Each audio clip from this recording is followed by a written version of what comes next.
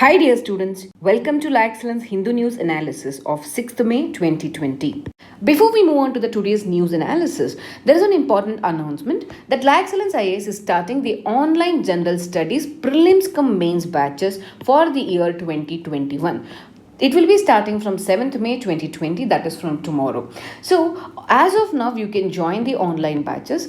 Then, if you're comfortable, you can continue with the online batches, or after the lockdown period is lifted, you can shift to the offline batches. So, you have an option of attending to the offline batches through this. Then, if you want to join the Hyderabad Ashok Nagar branch, you have this contact number to contact, or if you prefer weekend batches, you can contact this Madhapur number, or if you want to have a residential campus, that is Sri Gayatri Residential Campus, which is like a one-stop solution for all the problems with respect to civil service preparation. That is, it's one of the first of its initiative all over India, wherein it's a residential complex for civil service preparations. So you can study over there, you have a study hall, you have a library facility, you can stay over there with hostel facilities as well, along with the food. So this could save lot of time for you people. Then we also have a branch in Bengaluru, that is in Chandra Layout. So you can contact this number for the Bangalore branch. Moving on to today's news analysis. So first of all, we'll be discussing about the Diary Editorial Enrichment Program, wherein we try to analyze the editorials and the page numbers of the respective articles is given over here. Okay, and then we'll move on to the news highlights of today's, and the respective page number of these articles are also given over here. Let's move on to the first article of the Hindu editorial, that is Pathways to the More Resilient Economy. See, under this article, it will be important to know that in the prelims perspective, impact of COVID on the GDP. When it comes to the mains, they can ask you about the governance aspect, that is how a citizen welfare has to be ensured. Then coming to the GS paper 3, they can also ask you about the growth and developmental aspects, that is like how the economy has to recover or become resilient, or how we have to redesign our economy post COVID-19 in order to make it more resilient. So what is the issue here we are trying to address? It is post COVID-19. It's not during the COVID-19, that is after the COVID-19, what should be our action plan? So what are the dimension that is related to? We are trying to redesign the economy, business and the life post pandemic. So here COVID has not only affected the economy, businesses, but also life and the lifestyles of us. So all this thing has to be redesigned after the COVID-19 crisis. So what we'll be learning from this particular articles, that is, we will try to understand the different pathways to rebuild our economy. So what are the pathways that we can adapt in order to rebuild our economy? So this article particularly will be very helpful for your mains analysis perspective rather than the prelims. See, in this article, the author is trying to say, whenever in any complex system, as long as there is a stability, there will be no change, or there will be a resistance to change. Whenever a catastrophe like that of COVID-19 comes up, or any other catastrophe comes up, then because of that instability, or new forms will emerge. Similarly, any fundamental reforms of ideas or the institutions in human societies are always difficult unless and until a crisis is done. So crisis is not always negative in tone. Crisis is always an opportunity to have a new forms of life. Saying this about the human lives, the author is also trying to connect this with the how the catastrophe of COVID-19 has challenged the tenets of economic policy that have dominated the public policy from the last 50 years.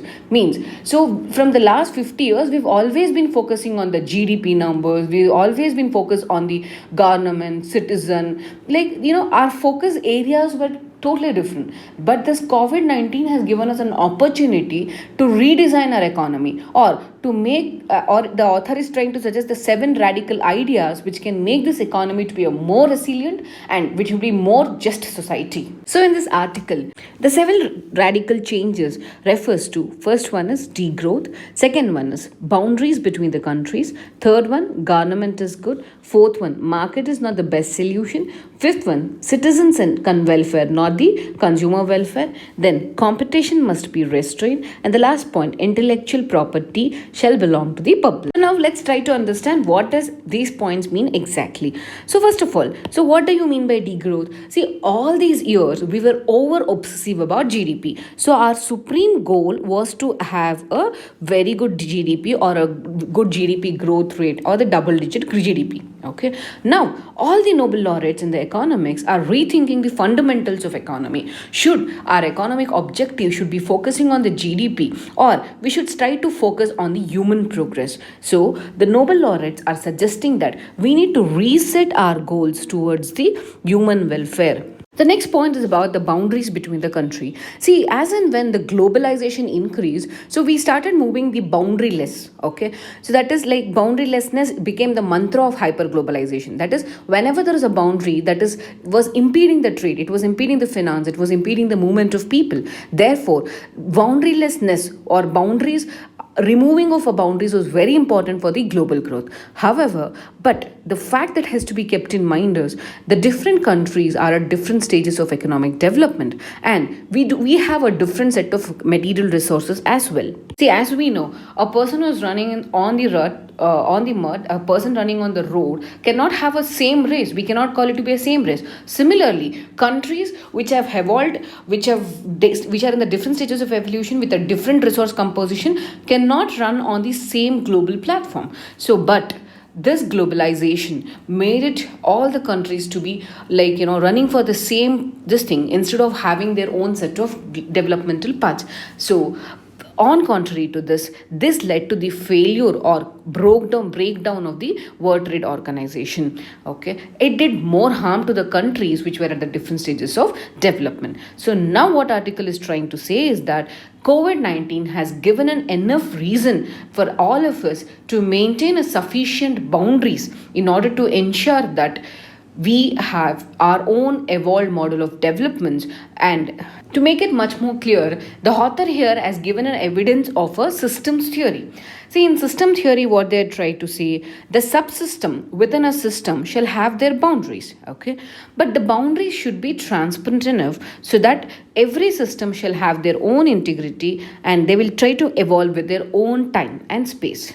As we can see, understand from the governance model, so over a period of time, the government or the governance role has been reduced. The government has been made as a facilitator rather than the implementer of the work. So thereby, there is an emphasis for the private player to be playing the most important role. But the Ronald Reagan's dictum that government is not the solution, government is the problem. So these kind of things have been ended up by the COVID-19. That is, even the capitalist corporations who wanted the government to facilitate them now are waiting for the governments for the bailout. So now it has been proved that the government is being good. See, as we were relaying that market is a solution maker, market with an invisible hand of market would ensure everything, or it will be the market driven, or it will ensure the growth of the country, etc. All is not being proved to be a best solution today, because the one who has money, the one who has power can acquire even big markets. They can even create the more cumulative causation. Okay, therefore, the marketization of economies has resulted in increasing inequalities rather than the development. It has led more to be a non-inclusive development rather than an inclusive development. Moving on to the next radical idea, that is citizen welfare, not consumer welfare. See, here we are trying to differentiate between two things. One is consumer and the other one is citizen. So what do you mean by consumer?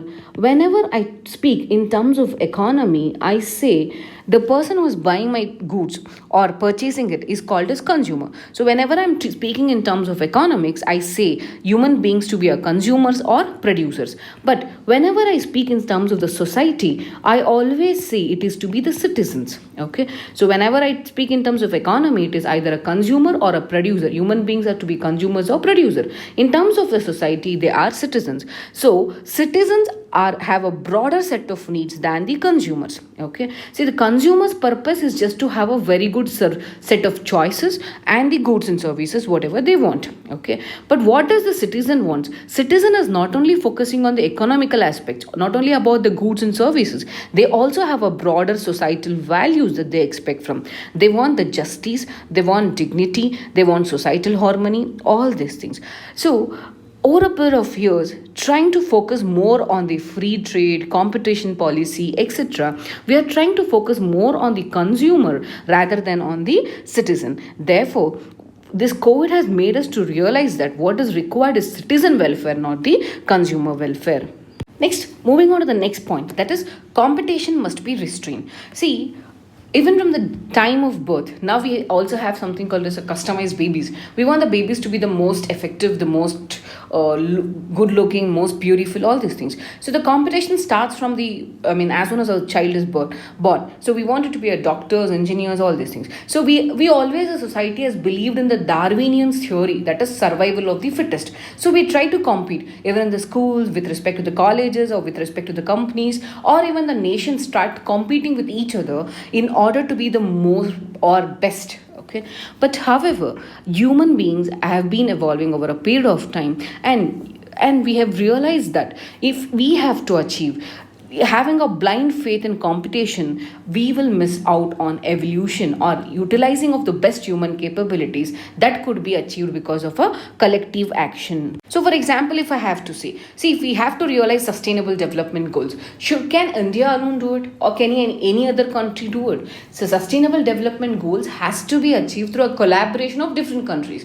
Or if we have to fight against the climate change, can we alone fight against it? We can do our own efforts, but the global collaboration is required for addressing it in a proper way. So similarly, there is a need to have the commonality, or going for the collective action or collaborations in order to be successful in this current era. So collaboration is essential for the progress in this current generation. So the best example for this particular competition must be restrained is a vaccine development race that is happening during the COVID-19 crisis. So suppose if all the countries come together and use the scientific technologies and the funds, then probably a vaccine could be found in a much better or the much early stages compared to the current race. Next point is about the intellectual property should belong to the public. See what is happening. We see that some of the people obtain the patent, and they're using the patent for their own individual growth rather than the collective growth of the society.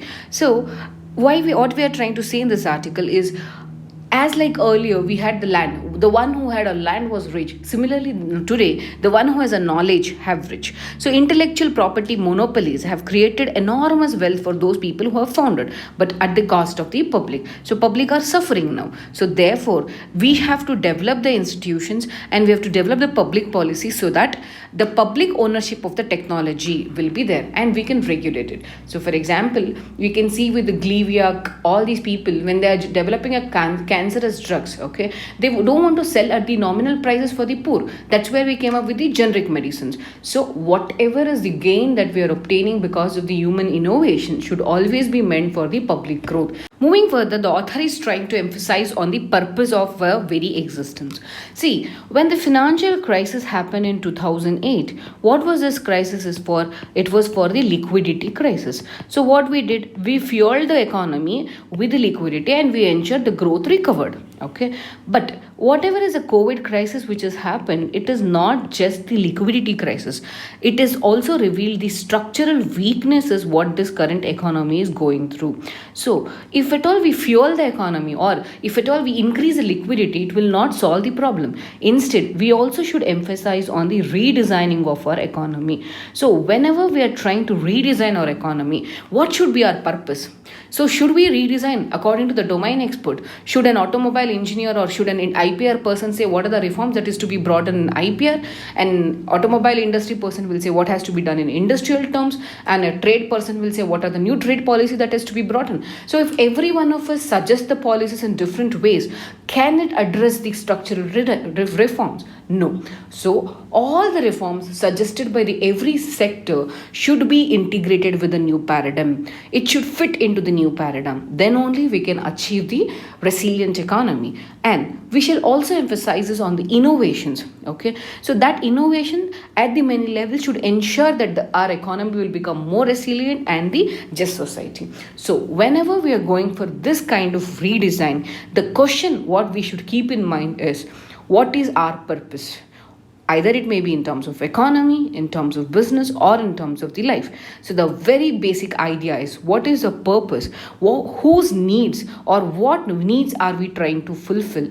So Are we clear with this article? See, this article is trying to say that how exactly we have to reorient our economy in order to make it more resilient. So here we have tried to address about the 7 radical ideas that has been questioned. One, degrowth. Instead of emphasizing on GDP, focus on the human growth. Instead of going for more and more boundaryless, let's have a sufficient boundary so that we can have evolution in our own ways, based on our resources and based on our stage of development. Then government is not always bad. Government is good, because government is the one who would act as a, when we come into the economy, they say that invisible hand which is supported by the hand of trust. Government has always stood like a hand of trust here. Okay, then moving on further, market is not the best solution. So we can also correlate this article with the economic survey, where the Satyam crisis or so many crises or audit failure that is being done, which shows that market is not the best solution always. Then we emphasize on focusing on the consumers rather than on the citizens.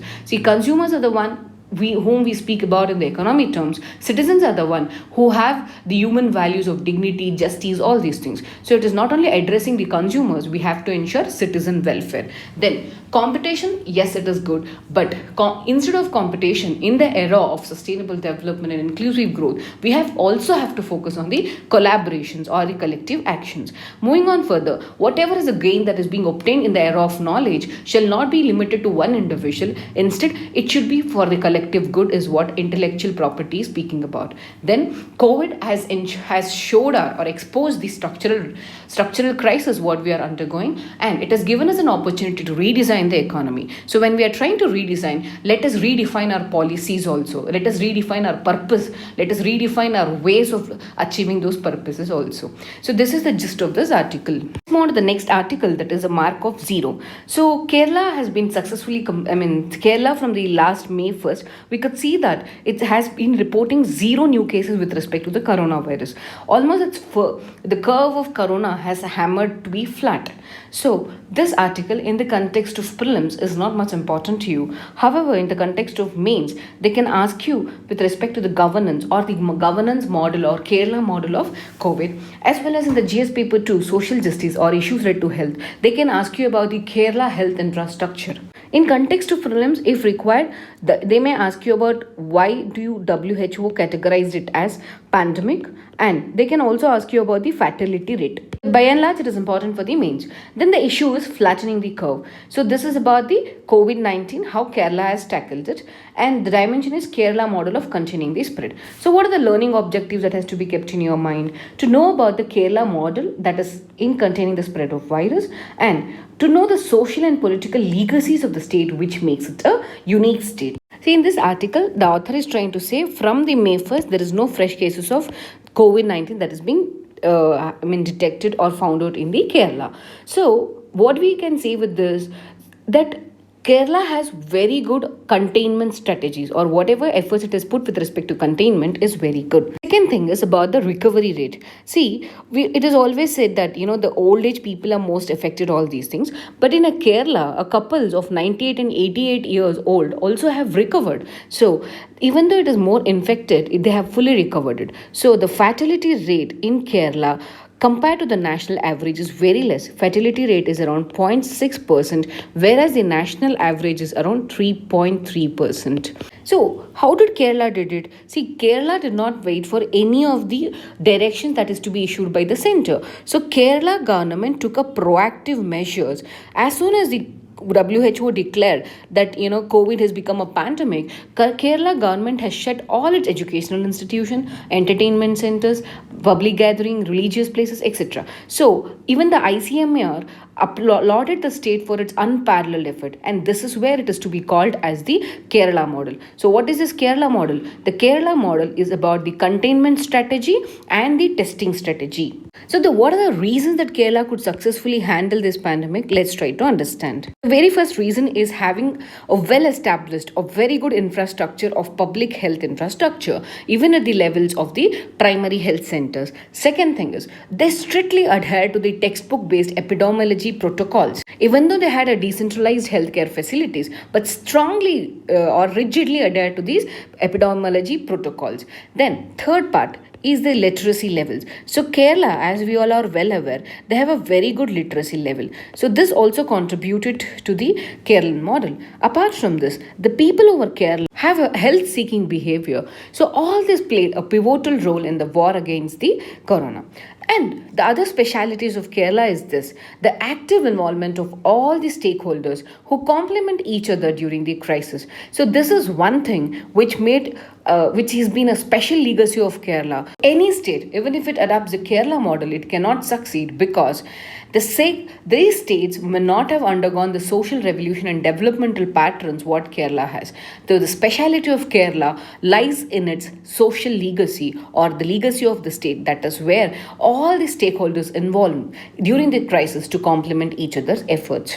Let's move to the next article, that is getting over the pandemic stage fright. See, in this article, particularly for the prelims, they may ask you the different kinds of verbs or different kind of words like what do you mean by community transmission? Then, what do you mean by the local or indigenous transmission? Or they can also ask you about the imported transmission. So these kind of words could be asked in the prelims. Whereas in mains, it is particularly to the social, that is issues related to the health.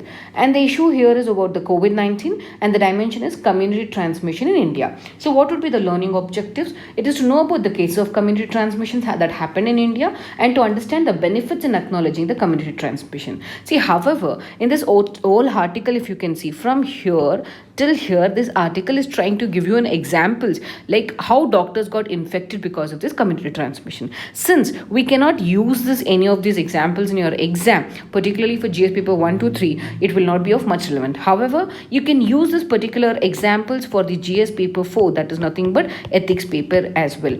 So, but instead of focusing on the case of community transmission, let's try to understand what are the different stages of community transmission and what should be the India's model stand at this point of time. So let's see the different stages of COVID-19. Okay, so the first stage is imported cases. See, what is this imported cases? We could see that when many of the foreigners or Indians who had visited foreigners, when they came back, we were going for a thermal screening at the airport. Okay, what do you mean by imported cases? Those who are Indians who have gone abroad and they've come back to India. But while coming back, they might have got infected. That is where we call it as a imported cases. Okay, that is they are coming from a virus hit foreign countries and have come back to India. Okay, so once these people, when they come back to India, they would go to their home. When they go to their home, the family members of the people who have traveled abroad may get infected. That is what we call it as a local transmission. Okay, so the family members of those who have traveled abroad or the travel history, those who are coming in contact. Then after the stage 2, then it is stage 3. In stage 3, which is called as community transmission. Here, see, this person has not gone anywhere, but he is somehow got infected. But the reason or how he got infected, we are not sure. That's where we are trying to say that this person is infected from a community. That is called as community transmission. For example, when we have A and B. See, when A has infected B, then we call it as B has got infected from the A. But A has got infected, but we do not know who has caused him this infection. Then we call it as community infected, or he is infected by someone in the community. Hence, this is called as community transmission. Moving on further, what is the next stage? It is a stage 4 that is called as epidemic. Epidemic is a stage which is called as the last and the worst stage where the disease takes the shape of an epidemic with no clear endpoint, like that it happened in China, Italy, all these things. Okay, so these are the different stages of COVID-19.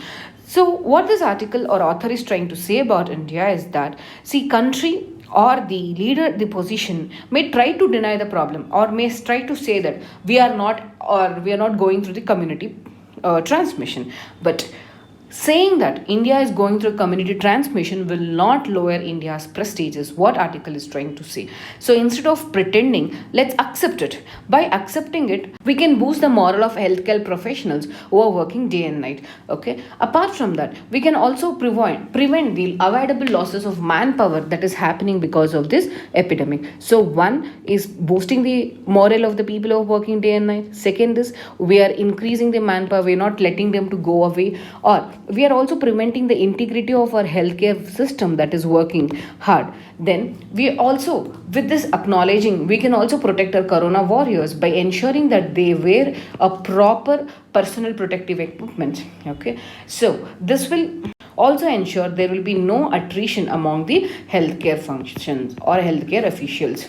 So, with all these things, if India could admit that we are under a stage of community transmission, so it will definitely boost the integrity of the health system and enhances the national prestige at the international domain. Let's move on to the next article, that is boost wages to stimulate the India's growth. See, in this article, when it comes to the prelims, they may ask you the questions with respect to the employment or unemployment, or the or what are the different types of unemployment that is happening in India, and what is organized employment, unorganized employment, or what is the percentage of informal laborers, or they can also ask you about the proportion of migrant laborers. So such kind of factual information that could be asked for the prelims perspective. But when it comes to the mains, it is under the GS paper 3, that is Indian economy. They can ask you questions related to the employment, inclusive growth, and issues involved related to it. So the issue here is COVID-19 crisis, and the dimension is related to the measures that is needed to stimulate the economy post COVID-19 crisis. So what we'll learn from this particular article, we'll try to understand the nature of workforce in India and to know about the measures that need to be taken to increase the consumption and investments for the poor. In this particular article, I would like to explain with the newspaper itself because it tries to give so much of correlations and the facts. So first of all, what it tries to say here, the first correlation what it is moving is about the industrial revolution times. See, during the industrial revolution time, there was English workers or the impoverishment of the workers. At that point of time, what was suggested is if the liberal wages were given to the mechanics in general throughout the country, the home consumption of our manufacturers would immediately more than double, and consequently, every hand would soon find the full employment. So, what are they trying to say? See, if the workers are not able to get the job or something, so what you have to do? It's very simple. First of all, increase the demand for it. So, how can you increase the demand? If you have to increase the demand, then pump in the wages or increase the wages, give some amount in the poor labor laborers. So automatically when poor laborers start buying something, they will start increasing the money or the demand will increase. When the demand will increase, automatically the need for production will increase. When the need for production will increase, automatically the worker status will also improve. So this is what the first point what author is trying to say. See, after understanding this, you can see this image. So wherein people are really fighting. These are the migrant workers. As you can see over here, these are the migrant workers who are arriving from MP. So when they're arriving, they've been given banana. For that one banana, how these people are fighting. So you can see the state or the fate of these migrant workers in India. So the migrant workers are suddenly feeling dislocated. They are desperate enough to return to their villages. So this shows that helplessness of these migrant workers, wherein these things will have to remind us about the radical rethink that what is our economic growth that should be. So our economic growth should not be stagnant. Instead, so it should be the wages has to be increased. Along with that, we shall ensure a developmental model which is not only it's not only like a highlands of hope in the ocean of disparity. Okay, so whenever we having a developmental model, the developmental model that is dispersed far and wide across the country, not centered in few big cities. Why all these migrant workers are going away from UP, Bihar, all these places, and going and working in Mumbai, Bangalore, all these places? So let's have a developmental model where there's a good development, holistic development of particular places. So these migrant workers need not run here and there into the different states for the minimal earnings what they are trying to make. Moving further, here there is some of the data that you have to remember. See, out of the India's total workforce of 471 million, only 12.3% are regular workers. So can you understand the fate of other people then? So only 12.3% people are able to get the social security. Rest all the people are not able to get this. Then when it comes to the migrant labor, according to the 2011 census, you can see that 54.3 million persons in the country are migrating from one state to the other. Majority of the migrants, where are they moving from? So majority of the migrants are from the heartland state of Uttar Pradesh, Bihar, Rajasthan, Madhya Pradesh. And this only four states have contributed to around 48.9% of the interstate migrants. So can you understand? Like almost 50% of migration, that is interstate migration, is happening only from these four states. That is from Uttar Pradesh, Bihar, Rajasthan and Madhya Pradesh. So these people are moving from villages to the urban centers. for having a better economic opportunities. So along with that, so when they are moving away from the rural places, don't you think they're leaving their agriculture and moving away? So you can see with here also there is a fact which says that between 2005 to 2018, 19.3 million persons have left the agriculture work in these four states alone and sought job opportunities elsewhere. So are you able to understand this? So these people, in lieu of the lucrative opportunities or the new economic opportunities that is available in the urban areas, they are leaving their agriculture and moving away. So this is also leading to a crunch or the shortages of laborers in the agriculture field. Then are they getting any lucrative jobs in the urban areas? No, they are at the bottom rung of this urban area. So they are working as drivers, factory workers, security guards, and the domestic helpers. What do we want? We want to widen the demand base as of now. Okay, so as we can see the data here, the richest, that is 5% of the richest, account for almost 64% of the consumption of durable goods. Whereas the share of the poorest people is poorest 50% is only 13.4%. Okay, so now even though these people were working as security guards, domestic helpers, factory workers, etc., but after COVID-19, there will be a long-term disruptions in the economic structure. Okay, so because of this, these migrant workers, there is a high chances they will not be able to get their jobs back. Okay, so now at this time, even after the lockdown is lifted, do you think the economy would recover or these people will help? No. So as we can see over here in this article, so the companies may have to operate a fraction of their installed capacities due to the sagging demand conditions. See, as we have a very less demand conditions, the companies or the corporates have to work at a much lower capacity. So definitely the chances of these people getting their jobs back are very less.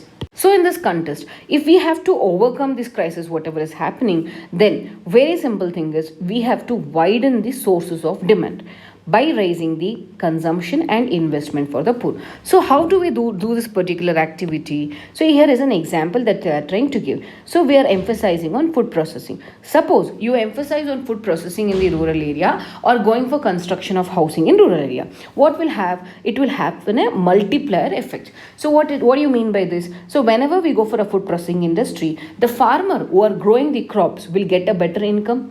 Okay, so he will have a ready to use market availability will be there for his products. Then automatically the whatever the things are getting spoiled will be reduced. Then automatically it creates the employment. Then the logistics, auto drivers and the tractors, all these things will be used for the transportation of these things. So logistics will improve, the road transportation will improve, and at last, now if not anything, it will definitely improve the nutritious available to this. So with just one food processing industry, we can ensure there is a lot of forward and backward linkages that is happening. So to address the process or to address the COVID-19 crisis, the first thing what we are telling is we have to widen the sources of demand by raising the consumption and investment for the poor. The second thing what we are trying to say, see, always the economy mein, they'll try to argue that, so that, squeeze the wages. Whenever there is no demand, reduce the wages or cut the wages. Companies, instead of cutting the wages, they shall focus on assisting the increase in the workers' wages. Thereby, they can enlarge the market size. So when automatically I have a money, I try to go and buy something. When I buy something, the demand is created. In turn, whenever there is a demand, there is a production. Whenever there is a production, the company will be at least able to maintain investments and sustainable. Thereby, automatically, company will increase the wages of employee. So this is what so many times the Keynesian have suggested. Okay. Along with this second measure, the third step what government has to make is government has to increase its investments, especially with respect to the infrastructure and the innovations.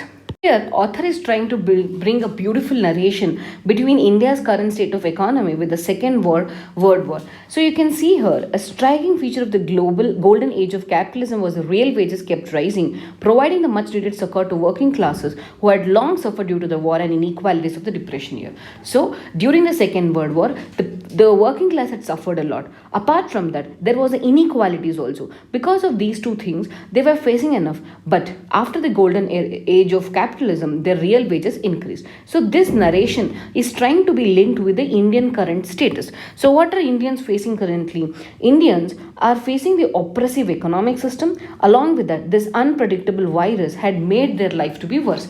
So in this condition, if Indians has to get a relief and comfort, then what is needed is the massive expansion in the government spending. So how governments can spend? Improving the skills of the people, that include investments making in the healthcare, education, roads, rural infrastructure, agriculture research, public transport, etc. So it is in turn, it's like a post-war reconstruction efforts that were made in the Western countries after Second World War. So whatever after the Second World War, whatever is the reconstruction efforts that was made in the Western countries, similarly India after COVID-19 crisis has to go for a post-war reconstruction effort, that is post-COVID reconstruction efforts, in order to improve the living conditions of these migrant workers and the economy as a whole.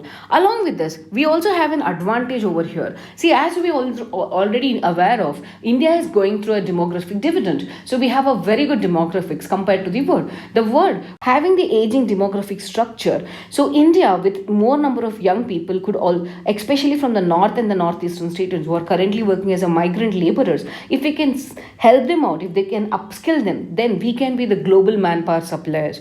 And this Indian worker could just be the dose required to bring the cheer to the India as well as the global economy. So just try to understand in here what we are trying to narrate is, first of all, we want to have increase the wages of the employees rather than cutting down the wages. Second point, what we told is, let's have a developmental model which is more equality, or which is more equitable. Let's have a balanced regional development rather than having the highlights of hope in the midst of the highlands of disparity. Then what author suggested is, we have to go for widening or increase the source of demand. Second thing, increase the wages of the people. Third thing, government should go for most of the investments into the infrastructure, all these things. So with all these measures, we can ensure the post-war reconstruction efforts, whatever that is being made in the Western countries. Similarly, India can go with the post-COVID crisis so that we can stimulate the growth in the economy. Let's move on to the targeted news analysis part. So the first article is, China launches new rocket spacecraft. The new rocket spacecraft that is being launched is Long March 5B. So in the context of prelims,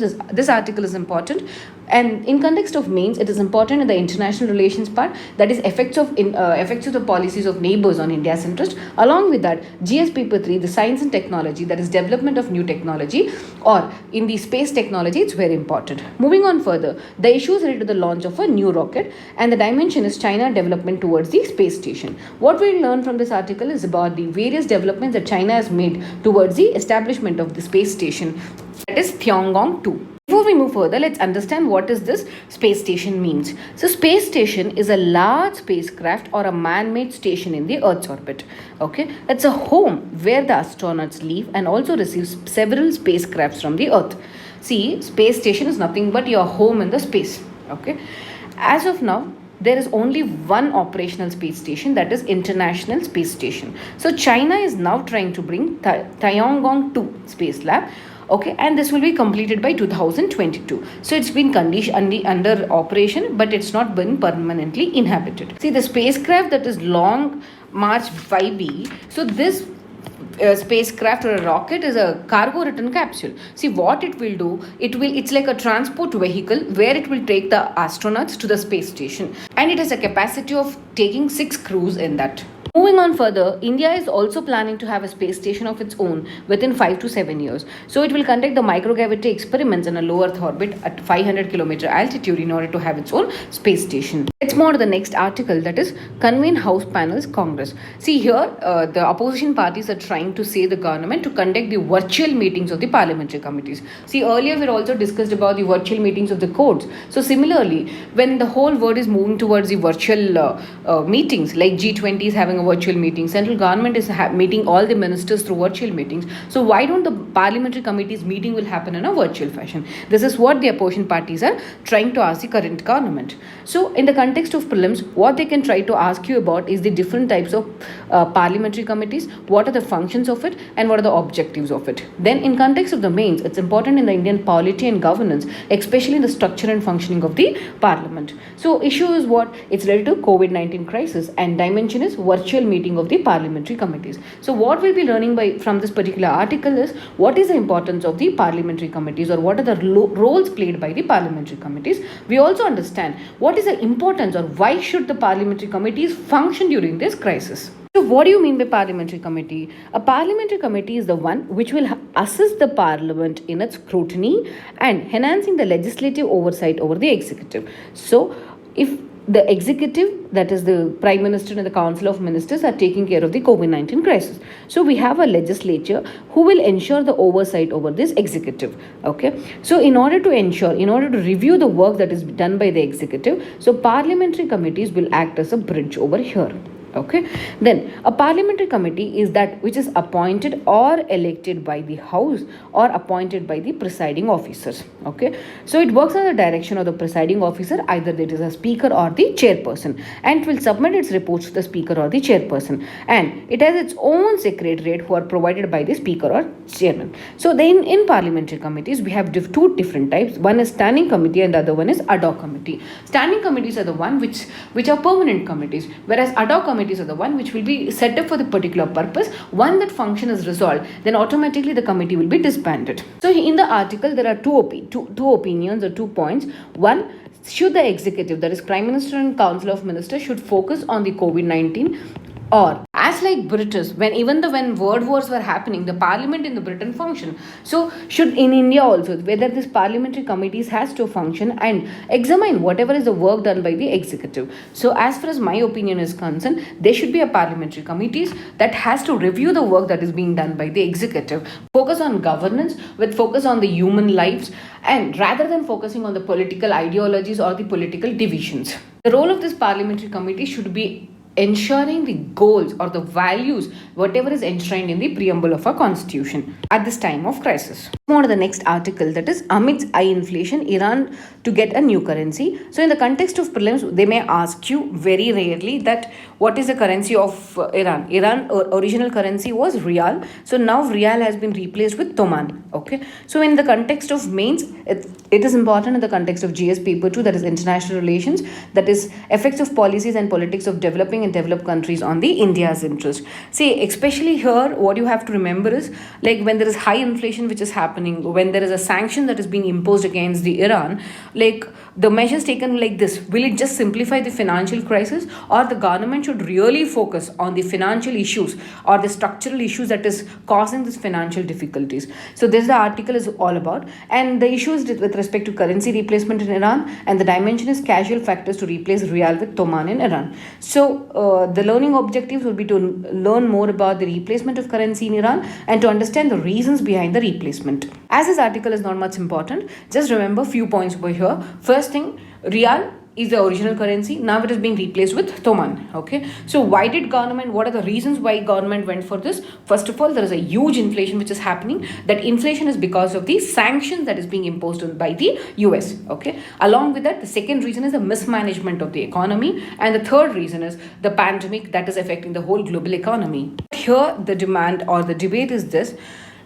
instead of addressing the underlying financial issues that has caused this current crisis, going for a replacement of currency, will it be a real solution? Let's move on to the next article, that is India needs a big stimulus package, Abhijit Banerjee. So in the context of prelims, they can ask you, or you may have to answer the question related to what is fiscal stimulus, and also the relationship between demand and supply in the economy. When it comes to the mains, it's important in the context of GS paper 3, Indian economy, that is issues related to the growth and development. So the issue here is COVID-19 pandemic, and the dimension is the way we have to revive the economy. The learning objective is we have to understand the measures that is needed to revive the economy from the effects of lockdown. See here in this article, Abhijit Banerjee is suggesting some of the measures that the government has to take up. Post COVID, what are the two key challenges that we'll be facing? First of all, it is chain of bankruptcies that the companies will be undergoing. Second thing is the demand shortfall. So now how do we address this? So first of all, government should come up with a stimulus package. See, what is the advantage of stimulus package? When governments spends more on the infrastructure or innovations, then automatically it will try to give more money in the hands of people.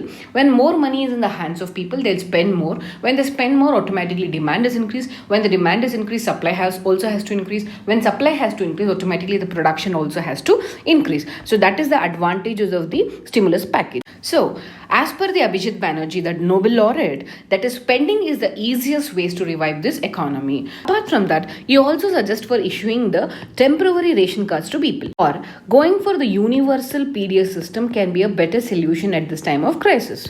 Otherwise, the other measure that the Abhijit Banerjee is suggesting is with respect to infusion of cash in the hands of people. How do we infuse cash? We have already created Jan Dhan accounts. Through Jan Dhan accounts, we can put in some cash to the people's account. So automatically, when cash is given to them, they'll start buying. When they start buying, automatically demand will increase. When demand increases, obviously we have to supply for it. To increase the supply, manufacturing industry will start production. When production will increase, automatically the wages will increase, or the employment factor will increase, so automatically the unemployment will reduce. So this is how the chain will try to reoriginate or revive. Take a time and answer this prelims practice question. We'll discuss about this question in the tomorrow session. Before we conclude this session, so we have the RRP sessions that is happening, that is rapid revision round. You can subscribe to this rapid revision program in which the 3 days a complete revision of prelims will be completed. So here in this session, if you want to go for access of these sessions, or if you want to buy them, then you can log in to elearn.lax.in. So where